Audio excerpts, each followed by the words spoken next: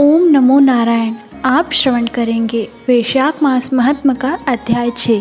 इस अध्याय में आप श्रवण करेंगे भगवत कथा के श्रवण और कीर्तन का महत्व तथा वैशाख मास के धर्मों के अनुष्ठान से राजा पुरुशाका का संकट से उद्धार। श्रुतदेव बोले, मेष राशि में सूर्य के स्थित रहने पर जो वैशाख मास में प्रातःकाल स्नान करता है और भगवान विष्णु की पूजा करके इस कथा को सुनता है, वह सब पापों से मुक्त हो भगवान विष्णु के परम धाम को प्राप्त होता है। इस विषय में एक प्राचीन इतिहास कहते हैं, जो सब पापों का नाश, पवित्र कारक, धर्मानुकूल, वंदनीय और पुरातन है। गोदावरी के तट पर शुभ ब्रह्मेश्वर क्षेत्र में महर्षि दुर्वासा के 2 शिष्य रहते थे, जो परमहंस ब्रह्मनिष्ठ उपनिषद विद्या में परिनिष्ठित और इच्छा रहित थे। वे भिक्षा मात्र भोजन करते और पुण्यमय जीवन बिताते हुए गुफा में निवास करते थे। उनमें से एक का नाम सत्यनिष्ठ था और दूसरे का तपोनिष्ठ। वे इन्हीं नामों से तीनों लोकों में विख्यात थे। सत्यनिष्ठ सदा भगवान विष्णु की कथा में तत्पर रहते थे। जब कोई श्रोता अथवा वक्ता न होता तब वे अपने नित्य कर्म किया करते थे। यदि कोई श्रोता उपस्थित होता तो उसे निरंतर वे भगवत कथा सुनाते, और यदि कोई कथावाचक भगवान विष्णु की कल्याणमयी पवित्र कथा कहता तो वे अपने सब कर्मों को समेटकर श्रवण में तत्पर हो उस कथा को सुनने लगते थे। वे अत्यंत दूर के तीर्थों और देव मंदिरों को छोड़कर तथा कथा विरोधी कर्मों को परित्याग करके भगवान की दिव्य कथा सुनते और श्रोताओं को स्वयं भी सुनाते थे। कथा समाप्त होने पर सत्यनिष्ठ अपना शेष कार्य पूरा करते थे।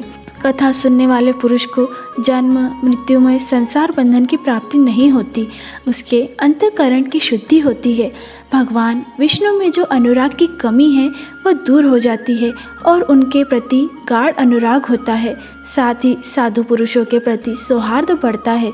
रजोगुण रहित गुणातीत परमात्मा शीघ्र ही हृदय में उपस्थित हो जाते हैं। श्रवण से ज्ञान पाकर मनुष्य भगवत चिंतन में समर्थ होता है। श्रवण, पान और मनन यह वेदों में अनेक प्रकार से बताया गया है। जहाँ भगवान विष्णु की कथा न होती हो और जहाँ साधु पुरुष न रहते हो, वह स्थान साक्षात गंगा तट ही क्यों न हो, निसंदेह त्याग देने योग्य है। जिस देश में तुलसी नहीं है अथवा भगवान विष्णु का मंदिर नहीं है, ऐसा स्थान निवास करने के योग्य नहीं है। यह निश्चय करके मुनिवर सत्यनिष्ठ सदा भगवान विष्णु की कथा और चिंतन में संलग्न रहते थे। दुर्वासा का दूसरा शिष्य तपोनिष्ठ दुराग्रह पूर्वक कर्म में तत्पर रहता था। वह भगवान की कथा छोड़कर अपना कर्म पूरा करने के लिए इधर उधर हट जाता था। कथा की अवहेलना से उसे बड़ा कष्ट उठाना पड़ा। अंतोगत्वा कथापरायण सत्यनिष्ठ ने ही उसे उसका संकट से उद्धार किया। जहाँ लोगों के पाप का नाश करने वाली भगवान विष्णु की पवित्र कथा होती है, वहाँ सब तीर्थ और अनेक प्रकार के क्षेत्र स्थित रहते हैं। जहाँ विष्णु कथा रूपी पुण्यमयी नदी बहती रहती है, उस देश में निवास करने वालों की मुक्ति उनके हाथों में ही है। पूर्व काल में पांचाल देश में पुर्यशा नाम का एक राजा था, जो पुण्यशील एवं बुद्धिमानी राजा भूर्याशा के पुत्र थे। पिता के मरने पर पुर्याशा राज्य सिंहासन पर बैठे। वे धर्म की अभिलाषा रखने वाले, शूरता, उदारता आदि गुणों से संपन्न और धनुर्वेद में प्रवीण थे। उन महागति नरेश ने अपने धर्म के अनुसार पृथ्वी का पालन किया। कुछ काल के पश्चात राजा का धन नष्ट हो गया। हाथी और घोड़े बड़े बड़े रोगों से पीड़ित होकर मर गए। उनके राज्य में ऐसा भारी अकाल पड़ा जो मनुष्य को अत्यंत विनाश करने वाला था। पांचाल नरेश पुरुषा को निर्बल जानकर उनके शत्रुओं ने आक्रमण किया और युद्ध में उनको जीत लिया। तदंतर पराजित हुए राजा ने अपनी पत्नी शिखणी के पर्वत की कंदरा में प्रवेश किया। साथ में दासी और आदि सेवक गण भी थे। इस प्रकार छिपे रहकर राजा मन ही मन विचार करने लगे कि मेरी यह क्या अवस्था हो गई। मैं जन्म और कर्म से शुद्ध हूँ, माता और पिता के हित में तत्पर रहा हूँ, गुरु भक्त, उदार, ब्राह्मणों का सेवक, धर्मपरायण, सब प्राणियों के प्रति दयालु, देव पूजक और जितेंद्रिय भी हूँ। फिर किस कर्म से मुझे यह विशेष दुख देने वाली दरिद्रता प्राप्त हुई? किस कर्म से मेरी पराजय हुई और किस कर्म के फलस्वरूप मुझे यह वनवास मिला है? इस प्रकार चिंता से व्याकुल होकर राजा ने खिन्न चित्त से अपने सर्वज्ञ गुरु मुनि श्रेष्ठ याज और उपयाज का स्मरण किया। राजा के आह्वान करने पर दोनों बुद्धिमान मुनीश्वर वहां आए। उन्हें देखकर पांचाल प्रिय नरेश सहसा उठकर खड़े हो गए और बड़ी भक्ति के साथ गुरु के चरणों में मस्तक रखकर प्रणाम किया। फिर वन में पैदा होने वाली शुभ सामग्रियों के द्वारा उन्होंने उन दोनों का पूजन किया और विनीत भाव से, विप्रभो, मैं गुरु चरणों के भक्ति रखने वाला हूँ। मुझे किस कर्म से यह दरिद्रता, कोष हानि और शत्रुओं से पराजय प्राप्त हुई है? किस कारण से मेरा वनवास हुआ और मुझे अकेले रहना पड़ा? मेरे न कोई पुत्र है, न भाई और न कोई हितकारी मित्र ही है। मेरे द्वारा सुरक्षित राज्य में यह बड़ा भारी अकाल कैसे पड़ गया? ये सब बातें विस्तार पूर्वक मुझे बताइए। राजा के इस प्रकार पूछने पर वे दोनों मुनि श्रेष्ठ कुछ देर ध्यान मग्न हो इस प्रकार बोले, राजन, तुम पहले के 10 जन्मों तक महापापी व्याध रहे हो। तुम सब लोगों के प्रति क्रूर और हिंसा परायण थे। तुमने कभी लेश मात्र भी धर्म का अनुष्ठान नहीं किया। इंद्रिय संयम तथा मनोनिग्रह का तुम में सर्वथा अभाव था। तुम्हारी जीहाँ किसी प्रकार भगवान विष्णु का चिंतन नहीं करती थी और तुमने कभी मस्तक नवाकर परमात्मा को प्रणाम नहीं किया। इस प्रकार दुरात्मा व्याध का जीवन व्यतीत करते हुए तुम्हारे 9 जन्म पूरे हो गए। 10वां जन्म प्राप्त होने पर तुम सह पर्वत पर पुनः व्याध हुए। वहाँ सब लोगों के प्रति क्रूरता करना ही तुम्हारा स्वभाव था। तुम मनुष्यों के लिए यम के समान थे, दयाहीन, शस्त्रजीवी और हिंसा परायण थे। अपनी स्त्री के साथ रहते हुए राह चलने वाले पथिकों को तुम बड़ा कष्ट दिया करते थे। इस प्रकार अपने हित को न जानते हुए तुमने बहुत वर्ष व्यतीत किए। जिनके छोटे छोटे बच्चे हैं, ऐसे मृगों और पक्षियों के वध करने के कारण तुम दयाहीन दुर्बुद्धि को इस जन्म में कोई पुत्र प्राप्त नहीं हुआ। तुमने सबके साथ विश्वासघात किया, इसलिए तुम्हारे कोई सहोदर भाई नहीं हुआ। मार्ग में सबको पीड़ा देते रहे, इसलिए इस जन्म में तुम मित्र रहित हो। साधु पुरुषों के तिरस्कार से शत्रुओं द्वारा तुम्हारी पराजय हुई है। कभी दान न देने से दोष से तुम्हारे घर में दरिद्रता प्राप्त हुई है।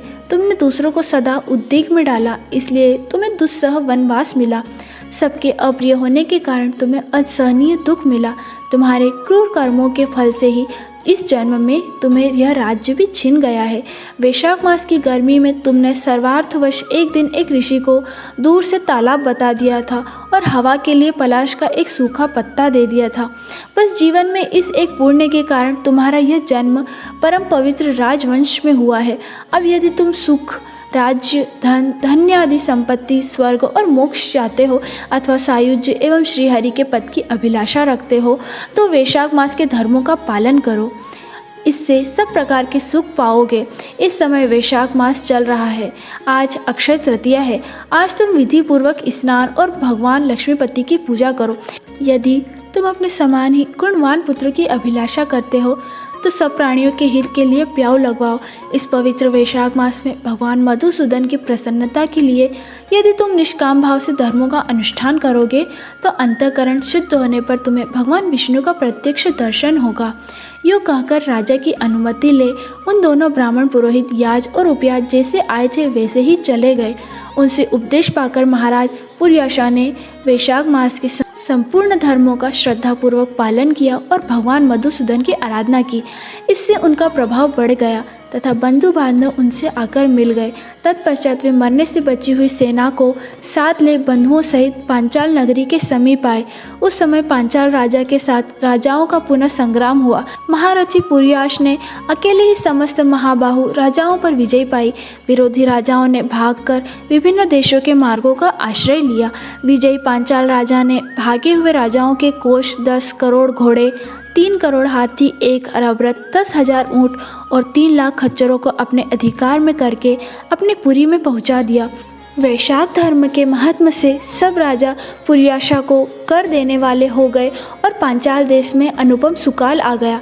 भगवान विष्णु की प्रसन्नता से इस वसुधा पर उनका एक क्षत्र राज्य हुआ और गुरुता, उदारता आदि गुणों से युक्त उनके 5 पुत्र हुए, जो धृष्ट कीर्ति, धृष्ट केतु, धृष्ट धूम्र, विजय और चित्रकेतु के नाम से प्रसिद्ध थे। धर्मपूर्वक प्रतिपालक होकर समस्त प्रजा राजा के प्रति अनुरक्त हो गई। इससे उसी क्षण उन्हें वैशाख मास के प्रभाव का निश्चय हो गया। तब से पांचाल राज भगवान विष्णु की प्रसन्नता के लिए वैशाख मास के धर्मों का निष्काम भाव से बराबर पालन करने लगे। उनके इस धर्म से संतुष्ट होकर भगवान विष्णु ने अक्षय तृतीया के दिन उन्हें प्रत्यक्ष दर्शन दिया। यहाँ पर वैशाख मास महात्म्य का अध्याय 6 समाप्त होता है। ओम नमो नारायण।